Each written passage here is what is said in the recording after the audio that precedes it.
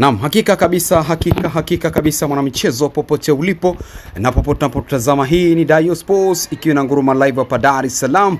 Naenda kuchakata yale ya kimichezo ambayo yanazidi kushika kasi katika ligi ya Tanzania. Kubwa ni gumzo, dabi ya Kariakoo yairishwa, laleta gumzo pale Jangwani. Wazee wa Yanga waka kikao wakihitaji hawataki tena dabi ichezwe. Niko na mchambuzi na mhakiki wa soka la Tanzania, Lugano Israel. Lugano, habari yako mzee? Safi, mambo vipi? Poshwari kabisa. Mungu ni mwema, niambie. Salama kabisa. Kikao kimekaa cha wazee, sheria imekaaje na jambo hili limekaaje kwa klabu ya Young African na kile cha wazee wanazidi kukifanya ndani ya klabu ya Young Africans? Nadhani Yanga wameweka msimamo kwamba hawataenda kucheza mechi ya dabi hata kama ikipangiwa tarehe.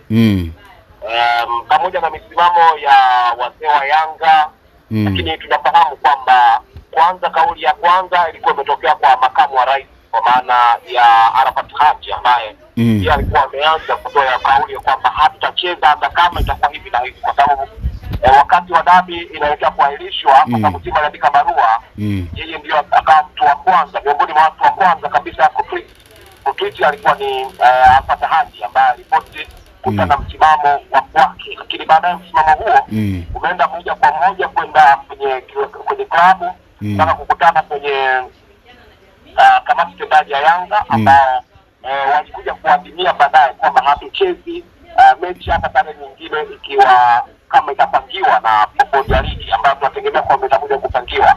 Sasa kwa jinsi ambavyo inaenda, wakati mwingine mimi napata wakati mgumu sana kufikiria hata upande wa mashabiki wa Yanga. Ndio tunaelewa ni kwamba jambo likija na uongozi wa Yanga, watu wote lazima muungane, kuungana kwa pamoja, lakini siamini kama kuna watu wameenda kuwa challenge hata viongozi wao kwamba huu msimamo ambao tunauweka una manufaa gani, una faida gani. Kwa sababu naamini hata maandamano ambao wameenda pale, wengine wanasema tumtaki Karia, wengine wanazungumza mambo ya kasi, wengine wanasema hatuchezi.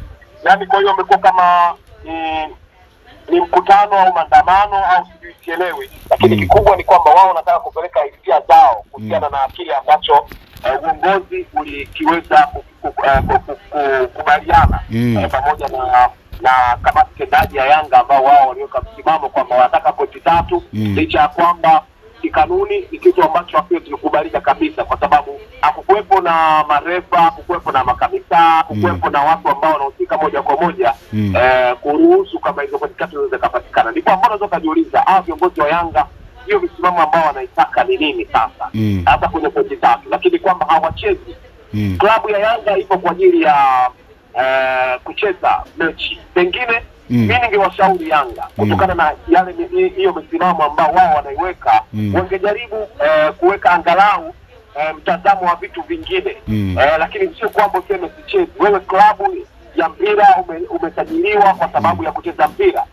Kama kuna kitu ambacho hakijakaa sawa sawa, pengine wangejielekeza kwenye hayo mambo ya msingi, kwamba tunaona bodi ya ligi kuna 1 2 3, hatutaki hiki na hiki. Pengine kitu ambacho naweza kaunga mkono Yanga, inawezekana ni kutokana na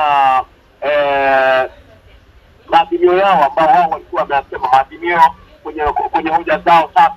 Azimio la 3 ambao walikuwa sema hawana imani na bodi ya ligi. Pengine sasa naweza nikawaamini kutokana na kile ambacho kwa maana Steven Mguto aliweza kukizungumza. Kile ambacho alikizungumza Steven Mguto kinaonyesha kabisa kwamba bodi ya ligi haihitaji kuaminika tena, kwa sababu wamechukua haja hewa kwamba wao kumbe vitu ambavyo walikuwa wamejiamua kumbe vilikuwa ni kwenye busara na hekima na sio katika upande wa kanuni. Hiyo sasa wanaweza kaisimamia, lakini kusema hatuchezi, kusema nataka pointi 3, sidhani kama hicho kitakuwa na afya na maana sana. Kitu cha maana ni kwamba wasimamie hoja ambazo zinataka. Kikubwa ni kwamba mpira ulete maana, sio kwamba eti hatuchezi. Kuto kucheza kutaleta maana gani?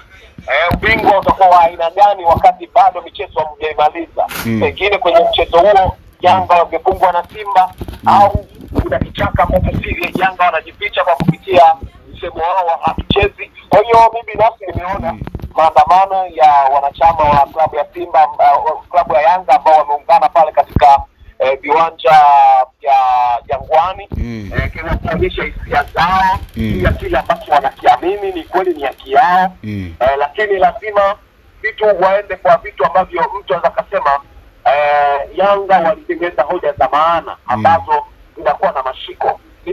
Limekuwepo pia jambo la kuzungumzia kuhusiana na kwenda kasi. Sasa ukiangalia hata kanuni ambazo zinaruhusu kwa maana ya wanachama tuseme wale wanachama wa mpira miguu, wanafamilia wa mpira miguu au wana michezo ambao wanapeleka malalamiko kasi, ni lazima kwanza taratibu, sheria na kanuni zote ziwe zimetekelezwa za katika nchi husika.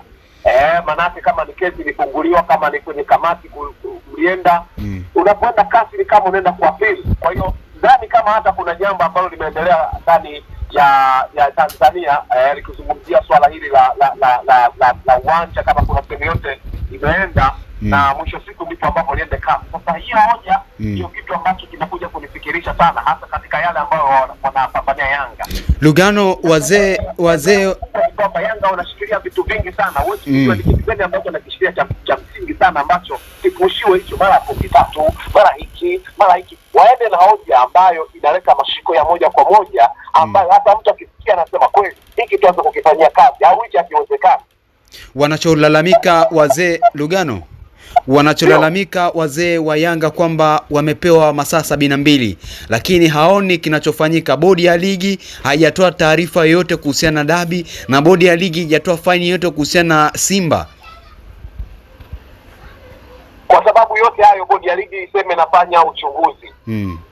Kwa hiyo kutoa masaa 72 au masaa 72 wametoa Yanga, wametoa bodi ya ligi. Wametoa bodi ya ligi. Wametoa masaa 72 kwa ajili ya nini? Kwa ajili ya uchunguzi. Uchunguzi kwa masaa 72 yameisha. Wazee wanacholalamika masaa 72 wanazungumzia kwamba ishaisha na haoni tamko lolote kutoka bodi ya ligi. Wanachokizungumzia sio kwamba bodi ya ligi kuna sehemu waliandika kwamba tutafanya uchunguzi masaa 72. Hiyo ni kamati inaitwa kamati ya masaa 72. Maana yake mara baada ya mchezo kuchezwa au matukio ya mchezo ambao unatarajiwa kuchezwa, kama haikuchezwa masaa 72 inatakiwa bodi ya ligi ikae kwa ajili ya kutoa tathmini ya kile kitu ambacho kilitokea katika matukio ya mchezo au matukio mengi yale ambayo hayakutarajiwa na ambayo yalitarajiwa katika mchezo. Kwa hiyo wanachokizungumzia ni kwamba kamati ilikuwa na uwanja mwingine wa kuzungumzia hayo, lakini kama bodi ya ligi wao walisema kwamba wanaenda kwenye uchunguzi. Uchunguzi una mipango yake. Uchunguzi ni watu ambao wanatakiwa waweke katika uchunguzi. Uchunguzi ni timu ya watu ambao wanataka kuchunguza, ni agenda. Pengine unajielekeza kwamba tumesikia kwamba bodi ya ligi wanataka kwenda kufanya uchunguzi. Wanaenda kuchunguza vitu gani? Ili kitokea kitu gani? Kwa sababu kama kuchunguzwa, kwa sababu hata bodi ya ligi wenyewe wanatakiwa kuchunguzwa. Kwa sababu kuna mjumbe mmoja ambaye anasemekana aliondoka katika kikao hicho ambacho kilikuwa nazungumzwa. Kwa nini aliondoka? Pengine uchunguzi ungetoka nje, pengine ndio maana nasema kwa upande wa Yanga kama angekuwa na hoja nzito yenye kushawishi sana, wangerudi nyuma kuweka mikakati vizuri, kwa sababu Yanga wangehitaji labda kamati huru kwenda kuchunguza hili. Ingeenda kusaidia kuleta majibu ambayo bodi ya ligi wenyewe angeenda kuchunguzwa. Ukisema kwenda kuchunguza bodi ya ligi, kama bodi ya ligi wenyewe wanaendesha mambo yao kwa hekima, hapo wanaenda kuchunguza nini? Kanuni anaenda kuchunguza hekima ambao wao wameitumia. Kwa hiyo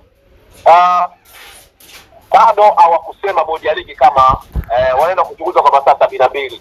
Walisema wataenda kuchunguza. Sasa swala la masaa 72 ni tukio lingine tena ambalo ni la kikanuni ambalo bodi ya ligi wanatakiwa kulitolea ufafanuzi juu ya matukio mengine ambayo yalitokea. Kama kuna tukio lingine, kama kuna mechi nyingine, sisi tunajua mechi ilikuwa ni moja tu ambayo ilikuwa na dabi ya Kariakoo. Sasa hiyo ndio ilikuwa swala la msingi kwenda kulitolea ufafanuzi. Lakini pamoja na hiyo, kiachana na masaa 72, kuna mchezo wa Dodoma pia nao unatakiwa kutolewa ufafanuzi ambao Simba walikuwa mchezo na Dodoma mara baada ya kucheza dabi ya Kariakoo. Kama utakuwa unakumbuka, ulikuwa ni mchezo ambao ulikuwa umepewa nafasi mbele ya mchezo wa Yanga ambao Simba kaenda kucheza na akafanya vizuri. Kwa hiyo bado tunadai pia masaa 72 kuhusiana na mchezo wa Dodoma. Pengine kuna taarifa yoyote ambayo iliweza kutoka pale. Lakini ukizungumzia kuhusiana na kile kitu mashabiki wa Yanga ambao ukizungumza, mara kwanza mimi nilikuwa siwaungi mkono na nilikuwa nakuwa against kidogo kuhusiana na baadhi ya vitu ambavyo bado vingine nitakuwa navyo against navyo, lakini kwa kitu ambacho alikuja nacho kwa maana ya Steven Mguto ambaye ni mwenyekiti wa bodi ya ligi, kiukweli mimi naweza kusema kwa lugha nyepesi kabisa kwamba ameiacha uchi au amewaacha watupu bodi ya ligi. Mpaka sasa hivi mimi naamini bodi ya ligi hawajui kitu gani ambacho wataenda kukiamua, na sidhani kama bodi ya ligi watakuwa na nguvu tena ya kutoka hadharani na kusema hiki, kwa sababu siamini kama jamii ya sasa hivi itakuwa inaamini bodi ya ligi. Kwa swala hili naamini kama itaenda TFF itakuwa na athari zaidi, kwa sababu TFF sasa hivi ndio wenye jukumu la kuweza hata kusaidia haya yaliyopo yakae sawa sawa, na wakishindwa basi kuna haja ya kuelekea kwenye upande wa serikali watusaidie namna gani ya kuisaidia hili itaweza kukaa sawa sawa, lakini kuhakikisha kwamba mambo yanaenda kurudi kama ilivyo. Kwa hali ilivyo sasa hivi mimi nasema ni hali ambayo mtu anaweza kuchukulia kawaida, lakini ni hali ngumu sana, ni hali ambayo inaweza kupelekea mambo mengine ambayo hayako sawa sawa. Mimi nikushukuru sana Lugano Israel. Asante sana. Asante sana. Huyo ni Lugano Israeli akimwang'oa mtama hapa ndani ya Dar Sports, na tumemsikia vyema kabisa akiweka maelekezo yaliyo sahihi kabisa. Asante na kati mwingine tena.